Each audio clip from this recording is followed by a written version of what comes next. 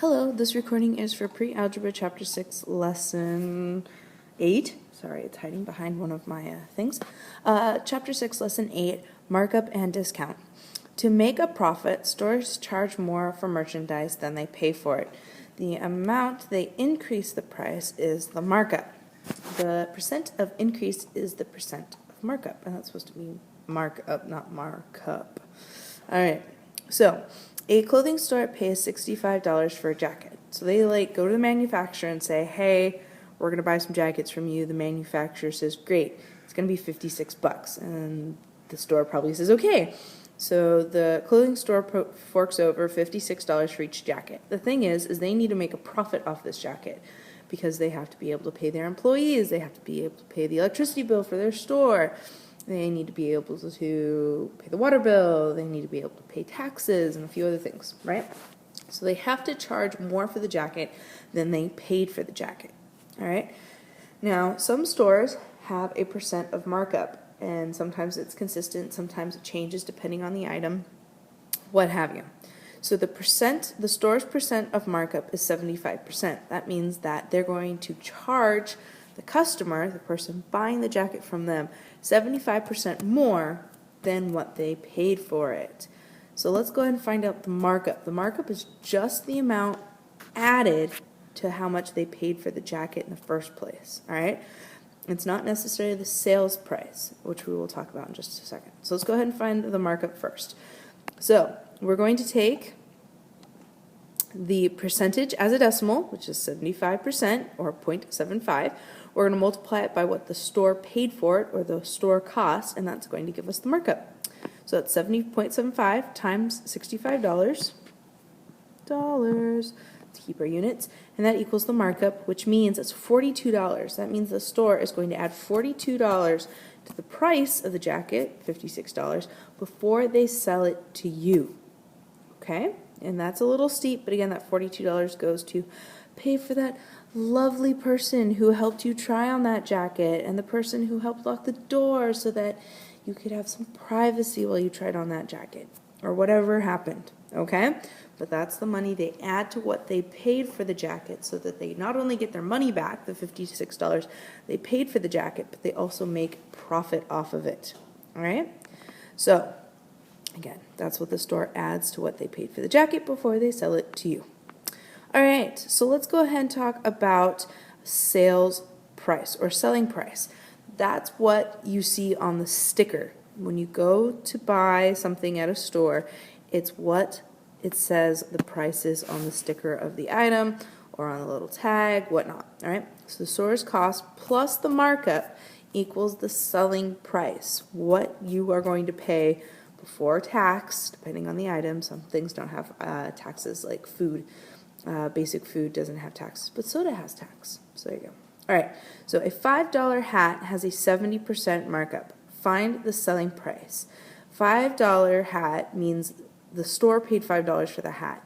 The markup is how much they're adding to that $5 before they sell it to you, which is the selling price.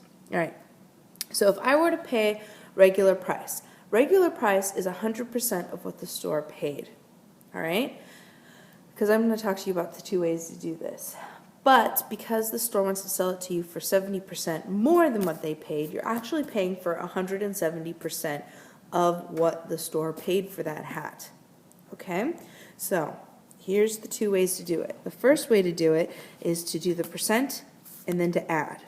So the percent would be 70% of $5 to get the markup, and then we're going to add the markup to the store cost to get the sales price or the selling price.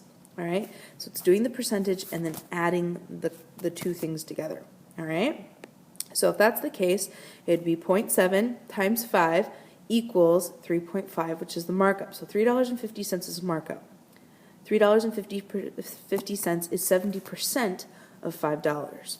Then we're going to take the markup and the selling price, and we're going to add them together to get the sales price. So that would be $8.50. Okay?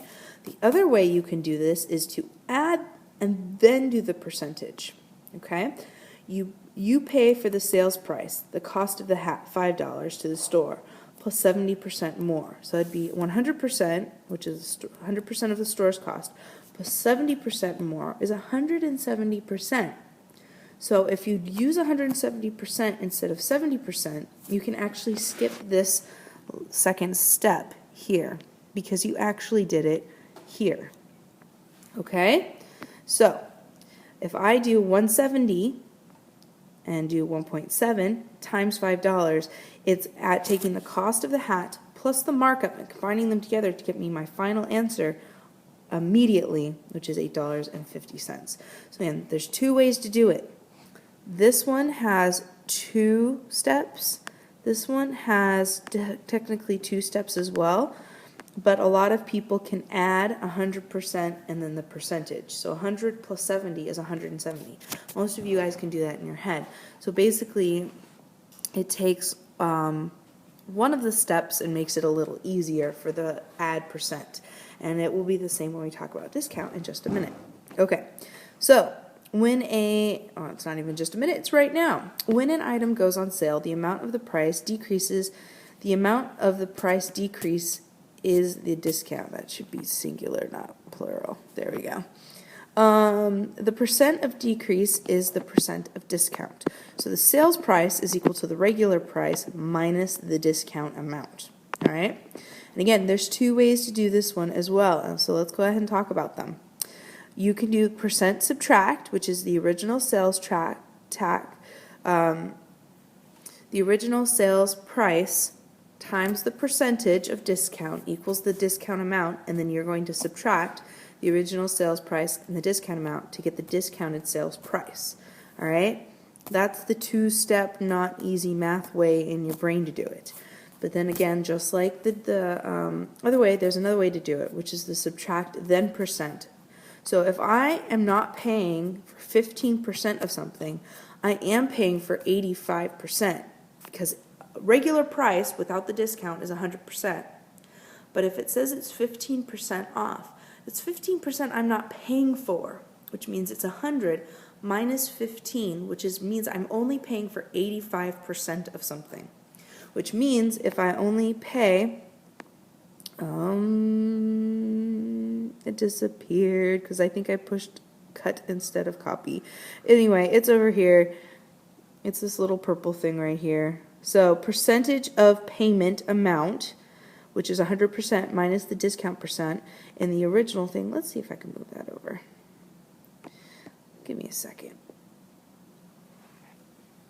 I might take that P with me though. I did, but that's okay. We're going to copy, not paste. There we go. There we go. Hopefully for you that was like in a blink of an eye, but it probably wasn't. Okay. So, again, it's percentage of payment amount. Again, I'm not paying for 15%. I'm paying for 85%. So it's 100 minus 15%, which is 85% in this particular example, times the original sales price is going to equal the discount sales price. So it's going to save me a step. All right? Hold on one second. Okay. So the subtract percent is something that, yes, still has 2 steps, but you might be able to do mentally, whereas the percent subtract is you're going to have to do some relatively hardcore math, both steps. All right? So let's go ahead and put this to the test and look at some pant prices. Let's say pants priced at $21.99 are marked 15% off. Not odd, off. You guys love my little spelling errors. Anyway, 15% off. Find the new discounted price. I'm going to do it both ways. I'm going to do the percent subtract, and then I'm going to do the subtract percent method. Okay, so the original price was $21.99, and I'm taking 15% off. So I need to find 15% of the original price. So I'm doing this first step right there, and that's going to give me the decrease amount. That's going to be how much I'm taking off. So it'd be $3.30. Now, it was not actually $3.30 when I did this in my calculator. It was $3.298. So it was 298 after the decimal. Well, we don't go to a thousandth of a penny in the United States, unless you're dealing with gas prices and a few other things. But it does have to mean that I need to round. So instead of it being $3.29, since there was an 8 after the 9, it became $3.30. Okay? So if it's $3.30 that I have to take off, I'm going to take the sales price and I'm going to subtract. So it's going to cost me $18.69. Now here's the second way. The second way would be to deal with the percentage and figure out how much I'm actually paying for it. If I'm not paying for 15%, I'm actually paying for 85%. So, again, that's what I just said, and that's from the other side. So I'm going to pay for 85% of $21.99, and that actually gives me my price immediately. Now again, it was not $18.69, it was like $18.68.8, and the 8 told me to round the first 8 to 69 cents. Okay, so you still need to make sure that you do this here, folks, especially when you're dealing with money. All right, I'm done. Bye, guys.